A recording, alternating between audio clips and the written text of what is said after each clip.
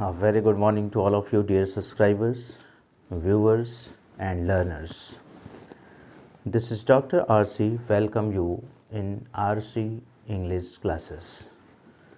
So, dear students, as we are learning synthesis, so under this topic today we will learn how two or more than two simple sentences are combined by using adverb clause into a complex sentence.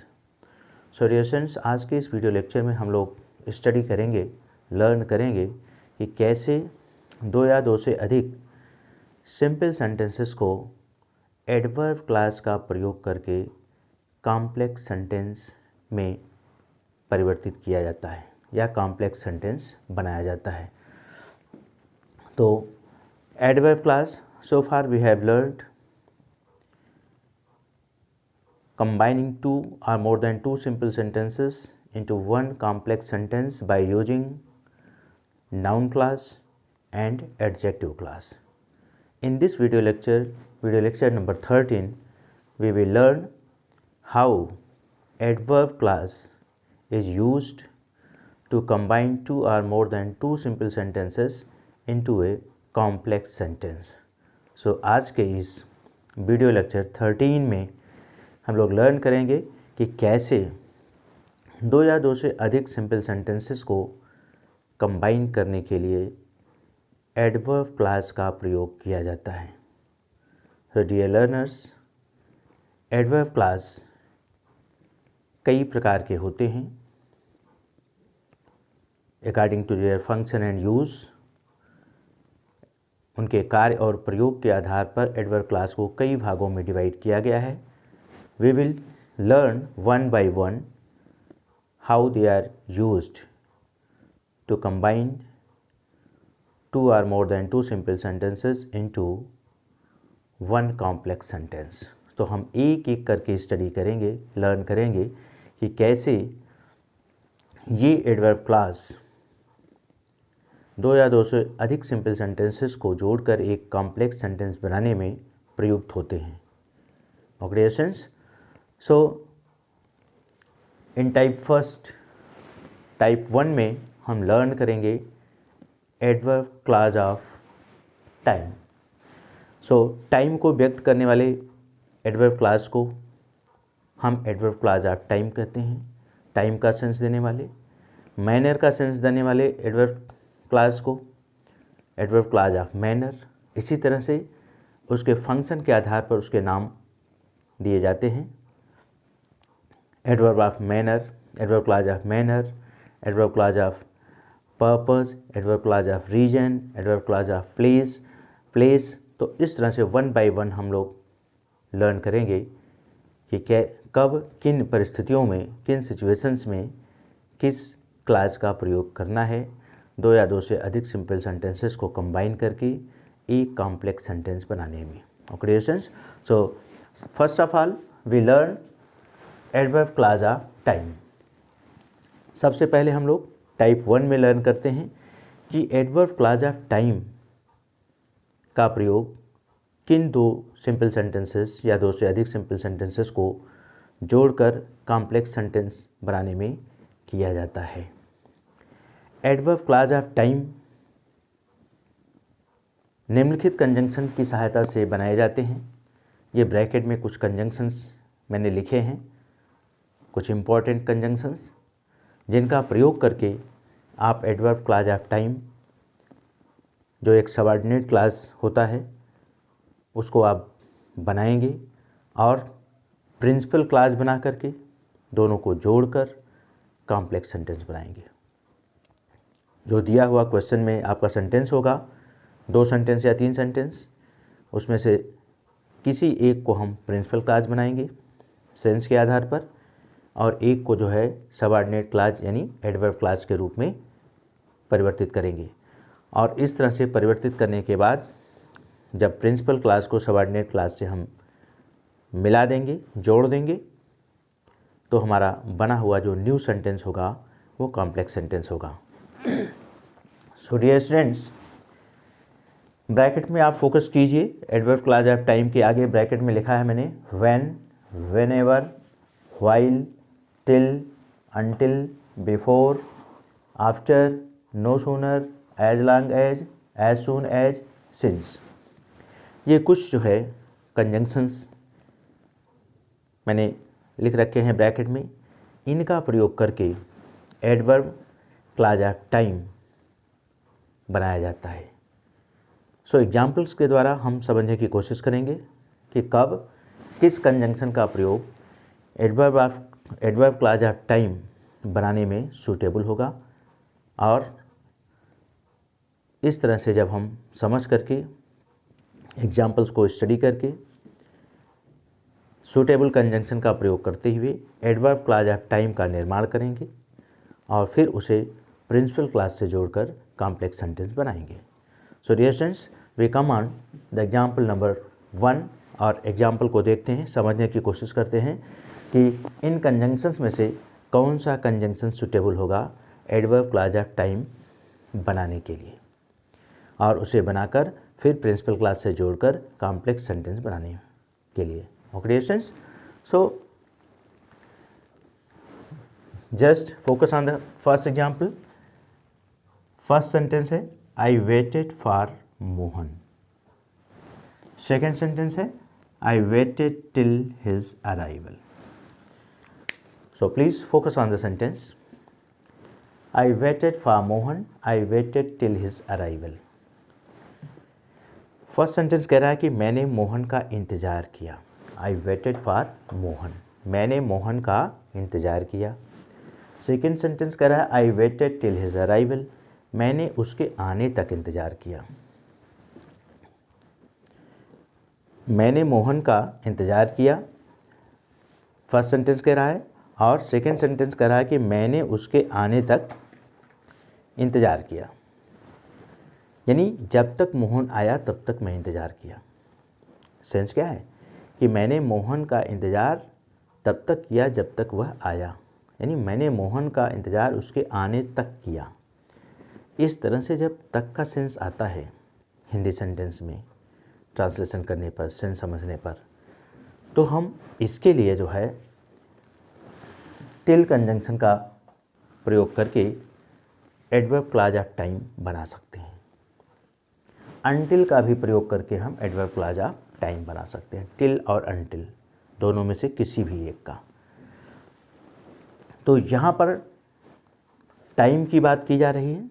दूसरे sentence क्या कह रहा है, I waited till his arrival, मैंने उसके आने तक इंतज़ार किया।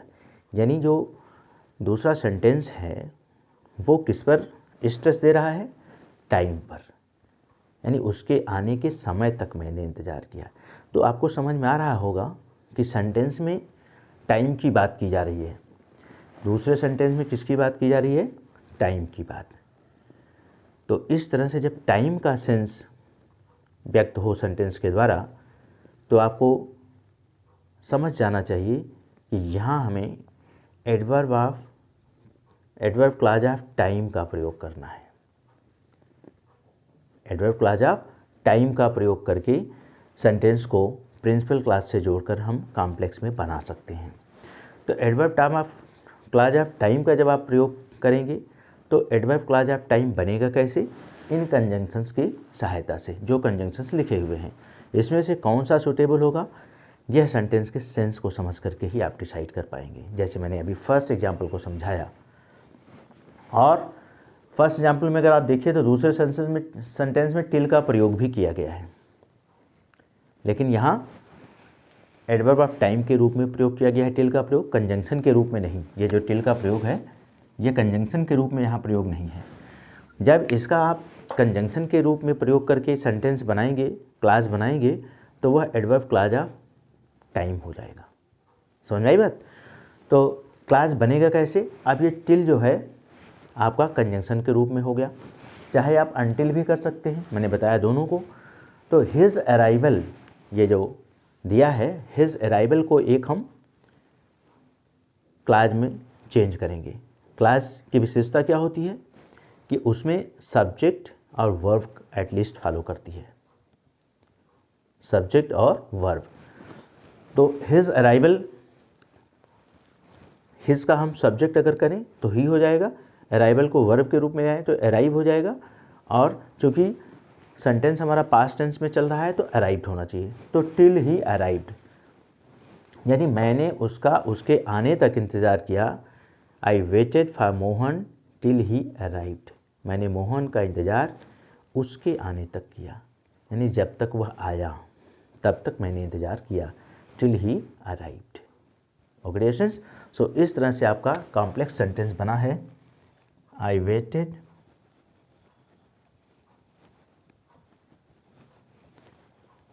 For Mohan till he arrived. Okay students, so इस तरह से ये आपका दोनों सेंटेंस को मिलाकर एडवर्ब क्लॉज ऑफ टाइम का प्रयोग करते हुए सेंटेंस जो है कॉम्प्लेक्स में बन गया। टिल के स्थान पर मैंने आपको बताया, इस टिल की जगह पर आप अनटिल का भी प्रयोग कर सकते हैं। आई waited for Mohan until he arrived, दोनों सही है, तो ये समझते रहिए। Now come on the second example. Second example क्या है, हम सेकंड एग्जाम्पल के द्वारा समझने की कोशिश करते हैं कि कौन सा कंजंक्शन सुटेबल होगा adverb time clause of time बनाने के लिए। सेंटेंस को पहले समझिए, एग्जाम्पल को ध्यान से पढ़िए। I was taking a sound sleep, first sentence कह रहा है कि I was taking a sound sleep, it began to rain. पहला सेंटेंस कह रहा है I was taking a sound sleep, मैं गहरी नींद में सो रहा था। इट बिगैन टू रेन, बारिश शुरू हो गई, यानी जब मैं गहरी नींद में सो रहा था बारिश शुरू हो गई। अपने आप क्लियर हो रहा है, जब मैं गहरी नींद में सो रहा था, यानी सोने की प्रक्रिया चल रही थी, तभी जो है इट बिगैन टू रेन, बारिश शुरू हो गई। तो इस तरह से जब का सेंस आए या तभी का सेंस आए तो हमें व्हेन कंजंक्शन का प्रयोग करके एडवर्ब क्लॉज ऑफ टाइम बनाना चाहिए, या हम बना सकते हैं। तो इसका प्रिंसिपल क्लॉज क्या होगा, इट बिगैन टू रेन। मुख्य बात क्या है प्रिंसिपल क्लॉज, कि बारिश शुरू हो गई, कब, when I was taking a sound sleep, जब मैं गहरी नींद में सो रहा था। तो ये आपका subordinate clause adverb clause of time बनेगा, when I was taking a sound sleep. इससे टाइम का सेंस व्यक्त हो रहा है, तो ये एडवर्ब क्लॉज ऑफ टाइम बनेगा। यहाँ पर व्हेन सुटेबल कंजंक्शन के रूप में यूज होगा, और प्रिंसिपल क्लॉज है इट बिगैन टू रेन। तो इस तरह से आपका ये सेंटेंस कॉम्प्लेक्स में चेंज होगा। अब आप चाहें तो it began to rain principal clause को पहले प्रयोग कर दीजिए, when I was taking a sound sleep बाद में कर सकते हैं, और पहले भी कर सकते हैं। अगर आप पहले करते हैं तो क्या फ़र्क आएगा, और बाद में करते हैं तो क्या फ़र्क आएगा। अगर आप पहले करते हैं तो देखिए, when I was taking a sound sleep,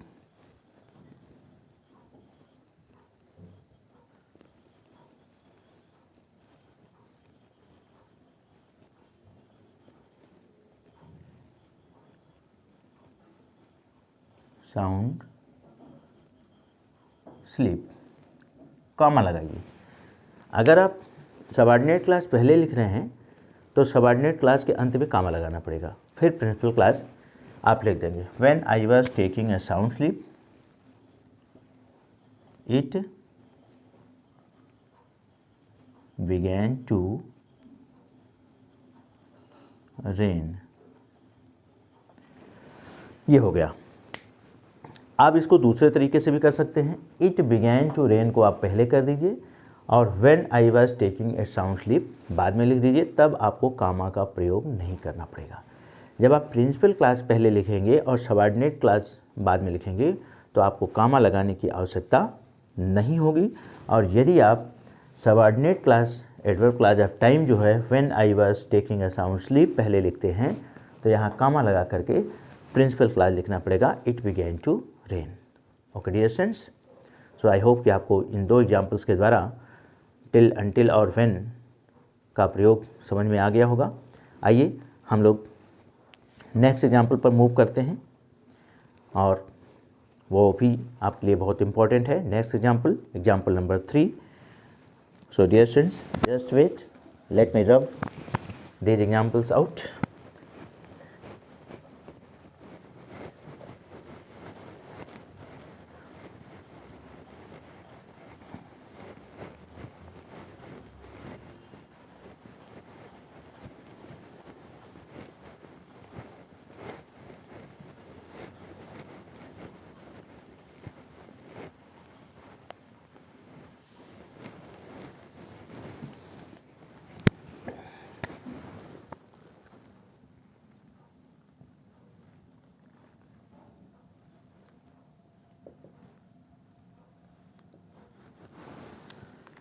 So example number 3, Kirti found out her mistakes.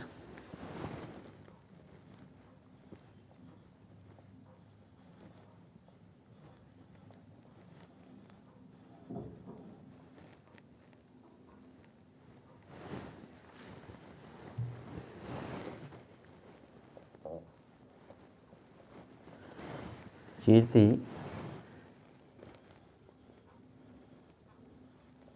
found out her mistakes. Kirti found out her mistakes. और दूसरा सेंटेंस है, then she was very sad.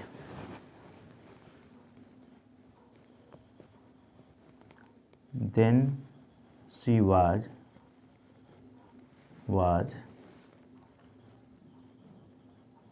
very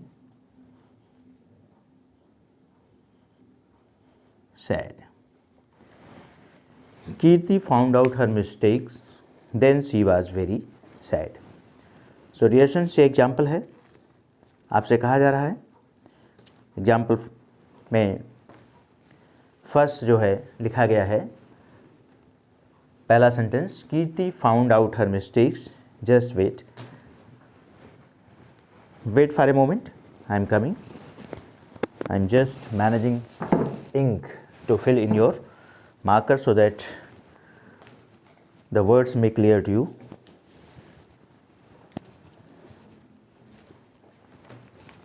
So okay dear students, so Kirti found out her mistakes, sentence को समझने की कोशिश करिए। First sentence में क्या कहा जा रहा है, कीर्ति ने अपनी गलती को प्राप्त किया या गलती को जाना, फाइंड आउट किया, और उसके बाद देन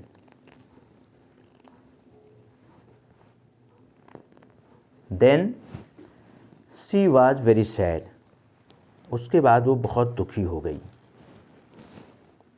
यानी कीर्ति बहुत दुखी हो गई। जो आपका प्रिंसिपल क्लास बनेगा वो क्या बनेगा, कीर्ति वाज वेरी सैड, कीर्ति बहुत दुखी हो गई जब उसको अपनी गलती का पता चला।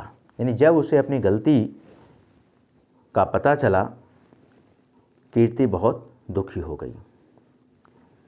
ओके डियर स्टूडेंट्स, सो आपको फिर क्लियर हो रहा होगा कि यहाँ भी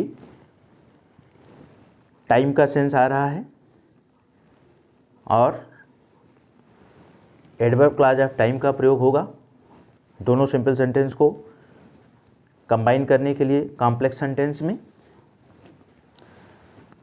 तो कीर्ति फर्स्ट सेंटेंस है, found out her mistakes, then she was very sad. Kirti को अपनी गलती का एहसास हुआ, गलती पता चली, उसके बाद then she was very sad, उसके बाद कीर्ति बहुत दुखी हुई। यानी जब कीर्ति को गलती का पता चला, कीर्ति बहुत दुखी हुई। यहाँ भी जब का सेंस आ रहा है ना। फिर आपका व्हेन, जो ये कंजंक्शन है, व्हेन का प्रयोग करके एडवर्ब क्लॉज ऑफ टाइम बनेगा और फिर उसे प्रिंसिपल क्लॉज से जोड़कर हम कॉम्प्लेक्स सेंटेंस बना लेंगे। तो प्रिंसिपल क्लॉज आपका बन रहा है शी वॉज वेरी सैड, यानी सी की जगह आपको कीर्ति प्रयोग करना है। Kirti was very sad when she found out her mistake, जब उसे अपनी गलती का पता चला।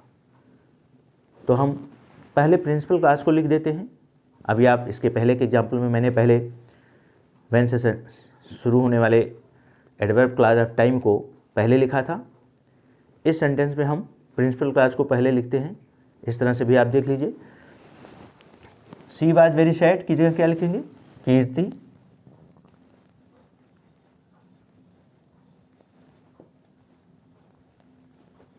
was very sad. Kirti was very sad when she found out her mistakes. आप यहाँ when का प्रयोग करेंगे। She found out her mistakes.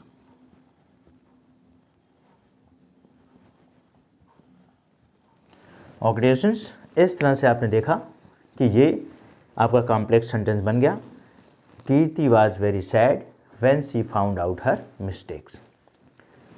अब आप सेंटेंस को when she found out her mistakes से भी शुरू कर सकते हैं। When she found out her mistakes comma Kirti was very sad. तो अब जिस सेंटेंस को आप पहले शुरू करेंगे, कीर्ति जो प्रॉपर नाउन है उसका प्रयोग सबसे पहले, नाउन है, सबसे पहले उसी में करेंगे, क्योंकि प्रोनाउन का प्रयोग नाउन के बाद किया जाता है और उसी नाउन के लिए किया जाता है जिसकी चर्चा सेंटेंस में की गई होती है। तो जब हम प्रिंसिपल क्लॉज सबसे पहले लिख रहे हैं तो प्रिंसिपल क्लॉज में नाउन का प्रयोग किया। Kirti was very sad when she found out her mistakes. अगर हम इस सबऑर्डिनेट क्लॉज को, ये जो एडवर्ब क्लॉज बना हुआ है, अगर इसको हम पहले लिखते हैं और प्रिंसिपल क्लॉज को बाद में लिखते हैं तो हमें लिखना पड़ेगा when Kirti found out her mistakes comma she was very sad. वह बहुत दुखी हुई। जब कीर्ति को अपनी गलती का पता चला तो वह बहुत दुखी हुई। ऑक्यूपेशंस, सो इस तरह से आप समझ जाइए। और जब सबऑर्डिनेट क्लॉज से सेंटेंस की शुरुआत करेंगे, when she found out her mistake की जगह आपको लिखना पड़ेगा when Kirti found out her mistakes comma के बाद आप लिखेंगे she was very sad. She was very sad. Then का यहाँ पर प्रयोग सेंटेंस में कॉम्प्लेक्स में नहीं होगा। ये जो है सिंपल सेंटेंस में प्रयोग किया गया है जब सेंटेंस अलग अलग हैं, लेकिन कॉम्प्लेक्स में ये यूजलेस हो जाता है। इसका सेंस जो है देन का जो आपका कंजंक्शन है व्हेन, वह व्यक्त कर दे रहा है। Kirti was found out her mistakes, Kirti को अपनी गलती का पता चला। Then she became very sad, तब वह बहुत दुखी हुई। अलग अलग सेंटेंस में देन का मतलब दूसरे सेंटेंस में तब से है। तब से मतलब जब, यानी जब कीर्ति को अपनी गलती का पता चला वह बहुत दुखी हुई। ऑक्यूपेशंस, आई होप कि अब आपको समझ में आ गया होगा। तो इस तरह से ये थर्ड सेंटेंस आपने देखा। आइए हम लोग एग्जाम्पल नंबर 4 पर आते हैं। कुछ और एग्जाम्पल को करके समझने की कोशिश करते हैं। एग्जाम्पल नंबर 4 है the doctor came.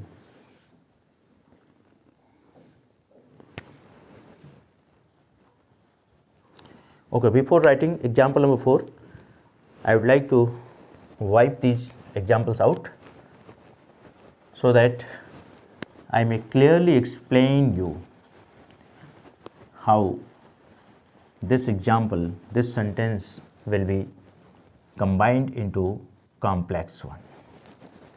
So example number 4,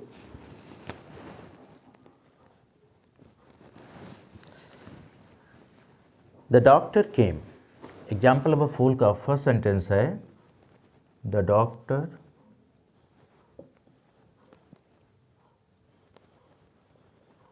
came, the patient had died.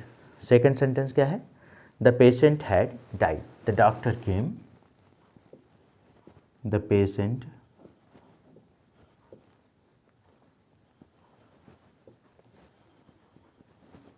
had died. Okay students, so ये दो सेंटेंस है, the doctor came, the patient had died. अब इस सेंटेंस को आप समझने की कोशिश करिए और यह जानने की कोशिश करिए कि यहाँ पर कौन सा सुटेबल कंजंक्शन होगा जिसका प्रयोग करके हम adverb clause of time subordinate clause के रूप में बनाएंगे। सेंटेंस कह रहा है द डॉक्टर केम, डॉक्टर आया। दूसरा सेंटेंस कह रहा है द पेशेंट हैड डाइड, रोगी मर चुका था। डॉक्टर आया, रोगी मर चुका था, यानी रोगी पहले मर चुका था और डॉक्टर बाद में आया। यही हुआ ना? डॉक्टर के आने के पहले रोगी मर चुका था, और दूसरे तरीके से कह सकते हैं कि रोगी के मरने के बाद डॉक्टर आया। ये दोनों तरह से सेंटेंस को हम कंबाइन करके कॉम्प्लेक्स में बना सकते हैं। डॉक्टर के आने के पहले रोगी मर चुका था, यानी पहले का प्रयोग करके, यानी बिफोर, बिफोर का प्रयोग करके हम एडवर्ब क्लॉज ऑफ टाइम बना सकते हैं। और आफ्टर का भी, कि डॉक्टर के आने, रोगी के मरने के बाद डॉक्टर आया, रोगी के मरने के बाद डॉक्टर आया, या डॉक्टर के आने के पहले रोगी मर चुका था। The doctor came, the patient had died, यानी पेशेंट के मरने के बाद डॉक्टर आया। अब इसकी कंस्ट्रक्शन समझिए, दोनों बिफोर या आफ्टर का प्रयोग करके इन दो सेंटेंसेस को मिलाकर कॉम्प्लेक्स सेंटेंस बना सकते हैं, लेकिन इन दोनों के प्रयोग में जो टेक्निकलिटी है उसको समझने की कोशिश करिए। जब आप बिफोर का प्रयोग करेंगे, बिफोर का कंजंक्शन के रूप में, तो बिफोर से पहले जो सेंटेंस प्रयोग होगा वह पास्ट परफेक्ट में होगा, और बिफोर के बाद जो प्रयुक्त होगा वह पास्ट इंडेफिनिट में होगा।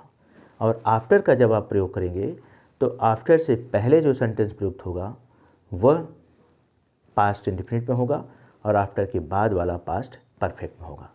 अगर यहाँ पर आप आफ्टर का प्रयोग करके एडवर्ब क्लॉज ऑफ टाइम बना करके सेंटेंस को जोड़ें तो आपका कॉम्प्लेक्स सेंटेंस किस तरह से बनेगा? देखिए, the doctor came, the doctor came after the patient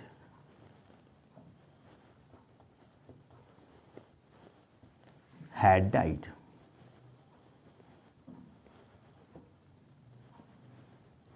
ये देखिए, the doctor came after the patient had died, ये आफ्टर से मिलकर के आपका कंजंक्शन का प्रयोग करते हुए ये आपका सबऑर्डिनेट क्लॉज बना, adverb clause of time, after the patient had died. Doctor came after the patient had died, doctor रोगी के मरने के बाद आया। अब इसमें आफ्टर की जगह आप बिफोर का भी प्रयोग करके सेंटेंस को कॉम्प्लेक्स में चेंज कर सकते हैं। जब बिफोर का प्रयोग करेंगे तो देखिए, अब यहाँ हम आफ्टर की जगह बिफोर लिख रहे हैं।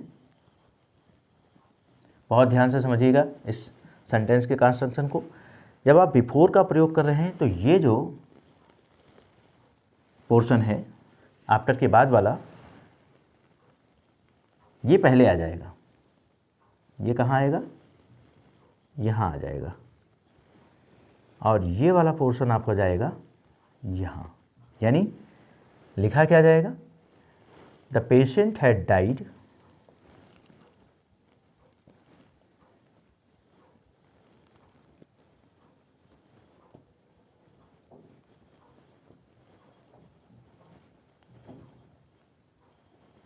had died before, थोड़ा सा तिरछा हो रहा है लाइन, तो मैं आपको और अच्छे से क्लियर कर दे रहा हूँ इंडिकेशन करके।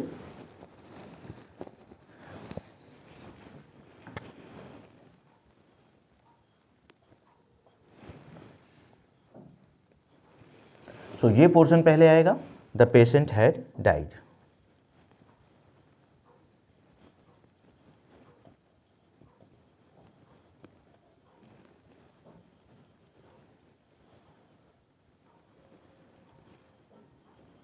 Before the doctor came,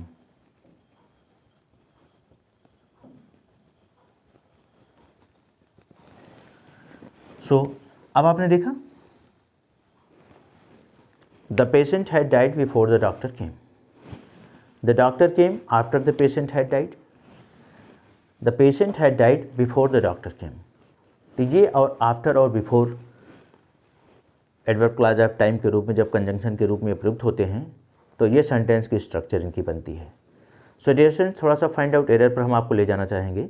जब आप फाइंड आउट एरर के क्वेश्चंस कर रहे होते हैं तो इस तरह से जो कॉम्प्लेक्स सेंटेंस है उसमें एरर करके आपको प्रायः कॉम्पिटिटिव एग्जाम्स में दिया जाता है।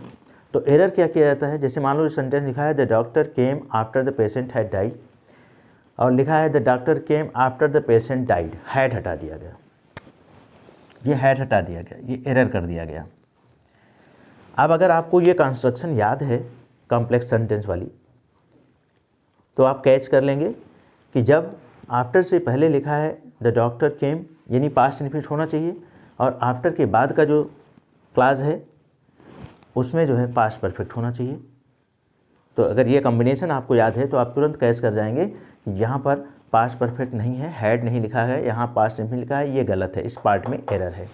क्रिएशंस इसी तरह से बिफोर के प्रयोग वाले सिंपल कॉम्प्लेक्स सेंटेंस में जिसमें बिफोर का प्रयोग किया गया है सबऑर्डिनेट क्लॉज बनाने के लिए, वहाँ पर आपको याद होना चाहिए कि बिफोर से पहले वाला पोर्शन जो है वो पास्ट परफेक्ट में होना चाहिए और बाद वाला पास्ट इन्फिनिट में। अगर बाद वाले में पास्ट इन्फिनिट नहीं है तो वहाँ एरर है, और अगर पहले वाले में पास्ट परफेक्ट की जगह पास्ट इन्फिनिट है तो वो एरर है। अगर यहाँ बाद वाले में पास्ट परफेक्ट दे दिया गया तो वो एरर है। तो इस तरह से थोड़ा सा माइंड को आप यहीं से समझने की कोशिश करेंगे, क्योंकि प्रायः इस तरह के सेंटेंसेस को फाइंड आउट एरर में करके दिया जाता है, या सिंपली लिखा रहता है find out the correct sentence from the given options, options में से करेक्ट सेंटेंस को फाइंड आउट कीजिए।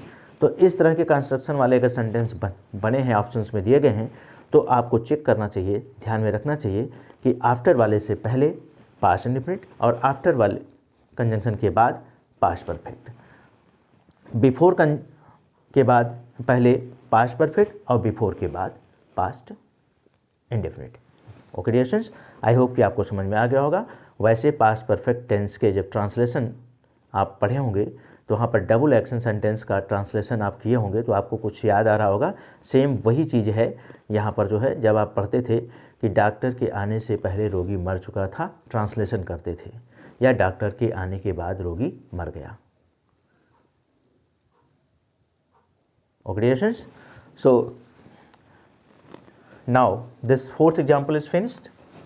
Now one more example I do to make you clear the use of adverb clause of time clearly.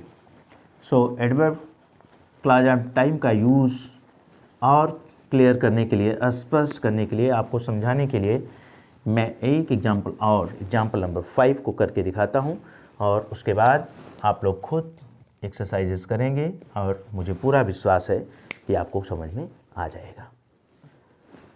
So last example is Shalini reach the station.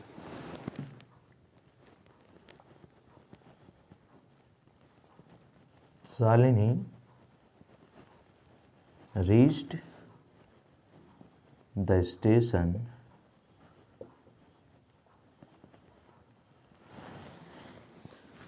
Shalini reached the station. The train started at once. The train started at once.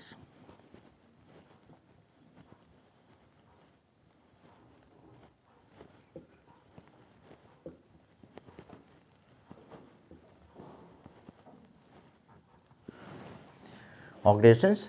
ये example number 5 में ये दो sentence है। First sentence है Shalini reach the station, second sentence है the train started at once. पहला sentence कह रहा है कि शालिनी स्टेशन पहुंची, Shalini reach the station. Second sentence कह रहा है the train started at once, train तुरंत चल गई। एट वंस, तुरंत, यानी जैसे ही शालिनी स्टेशन पर पहुंची ट्रेन चल दी, ट्रेन चल दी। जैसे ही का सेंस आ रहा है, जैसे ही शालिनी स्टेशन पहुंची ट्रेन चल दी। तो जैसे ही का जब सेंस आए या एट वंस का सेंस आता है टाइम के लिए, तो वहाँ पर आप जो एडवर्ब क्लॉज ऑफ टाइम बनाएंगे उसमें एज सून एज का प्रयोग करेंगे। एज सून एज, और एज सून एज वाला जो एडवर्ब क्लॉज होता है, एडवर्ब क्लॉज ऑफ टाइम, वो सेंटेंस के बिगिनिंग में, यानी कॉम्प्लेक्स सेंटेंस के बिगिनिंग में लिखा जाता है। So as soon as Shalini reach the station, as soon as Shalini reach the station, comma the train started, train चल दी। अब एट वंस का कॉम्प्लेक्स सेंटेंस में कोई यूज नहीं रह जाएगा। यहाँ पर जब सिंपल सेंटेंसेस में था Shalini reach the station, the train started at once, Shalini station पहुंची, ट्रेन तुरंत चल दी। उसी तुरंत एट वंस का सेंस हम इस कंजंक्शन के द्वारा व्यक्त कर रहे हैं एडवर्ब क्लॉज ऑफ टाइम को बनाकर। तो एट वंस का सेंस इससे आ जाता है। तो एट वंस जो है कॉम्प्लेक्स सेंटेंस में नहीं लिखा जाएगा। तो as soon as Shalini reach the station, तो इस तरह से आपका जो कॉम्प्लेक्स सेंटेंस बनेगा, as soon as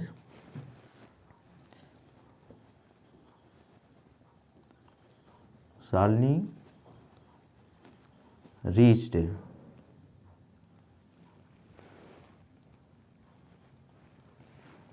as soon as Shalini reached the station,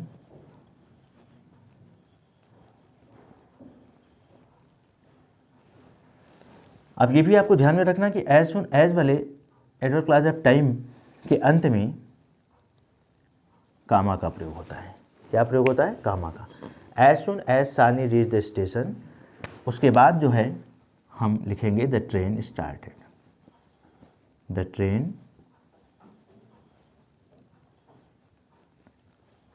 started. ये आपका कॉम्प्लेक्स सेंटेंस बन गया।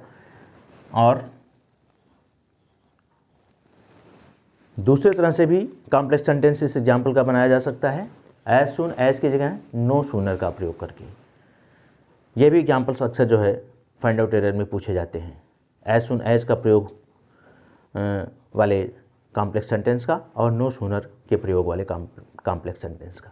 यहाँ भी एरर बना के क्वेश्चंस दे दिए जाते हैं, जैसे as soon as Shalini reach the station the train started, the train has started लिख दिया गया तो गलत हो जाएगा, क्योंकि ये पास्ट इंडिफिनिट में रहेगा एज सून एज वाला, तो प्रिंसिपल क्लास भी पास्ट इंडिफिनिट में ही होगा। यहाँ अगर द ट्रेन हैड स्टार्टेड लिख दिया गया तो वो फाइंड आउट एरर में आ गया। As soon as the train start Shalini reaches लिखा है तो यहाँ भी गलत होगा, क्योंकि एज सून एज वाले जो सेंटेंस होते हैं कॉम्प्लेक्स सेंटेंस वो पास्ट इंडिफिनिट में होते हैं, और उसमें दोनों एज सून एज से बिगिन होने वाला जो एडवर्ब क्लॉज ऑफ टाइम है वो भी पास्ट इंडिफिनिट में, और उसके बाद जो प्रिंसिपल क्लॉज यूज होगा वो भी पास्ट इंडिफिनिट में। तो ये आपको माइंड में रखना होगा। आइए दूसरे तरह से एज सून एज की जगह आप नो सूनर का भी प्रयोग करके सेंटेंस को, इस सेंटेंस को कॉम्प्लेक्स में चेंज कर सकते हैं। नो सूनर का जब हम प्रयोग करते हैं तो देखिए कैसे होता है। नो सूनर, नो सूनर के बाद डिड या हैड का प्रयोग होता है। क्योंकि सेंटेंस आपका पास्ट इंडिफिनिट में है तो डिड लगेगा। No sooner did Shalini, no sooner did लग गया, शालिनी लग गया। अब रीच्ड की जगह रीच हो जाएगा, क्योंकि डिड लग चुका है इसलिए सेकंड फॉर्म नहीं होगा, फर्स्ट फॉर्म में आ जाएगा। No sooner did Shalini reach the station,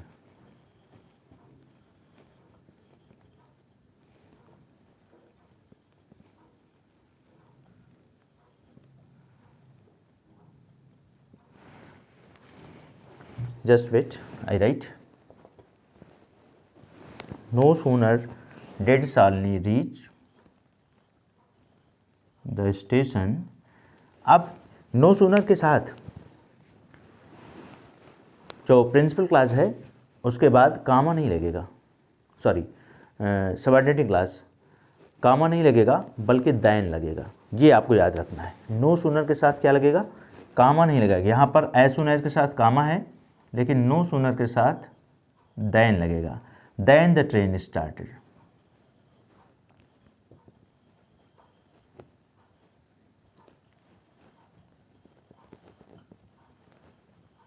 oxidations. So इस तरह से देखा आप, नो सूनर दैन का प्रयोग होता है। नो सूनर से जब सेंटेंस आपका स्टार्ट है कॉम्प्लेक्स सेंटेंस, तो सबऑर्डिनेट क्लास के बाद कामा के बजाय दैन का प्रयोग होता है। तो फाइंड आउट एरर में कभी कभी नो सूनर से स्टार्ट होने वाले सेंटेंस में सबऑर्डिनेट क्लास के बाद कामा लगा दिया जाता है, दैन के स्थान पर क्या लगा रहता है, कामा। तो वह सेंटेंस जो है आपका गलत हो जाता है, एरर हो जाता है। और नो सूनर के बाद डिड का प्रयोग नहीं हुआ तो भी सेंटेंस में एरर है। जैसे अगर लिखा है no sooner Shalini reached the station than the train started, अगर नो सूनर शालिनी रीच्ड लिखा है तो यहाँ एरर है। No sooner did Shalini reach. Okay, so I hope now it is clear. This is all for today. I explained 5 examples to make you clear how adverb clause of time is used to combine 2 or more than 2 simple sentences into one complex sentence. Okay dear students, so this is all for today. See you in the next video lecture again.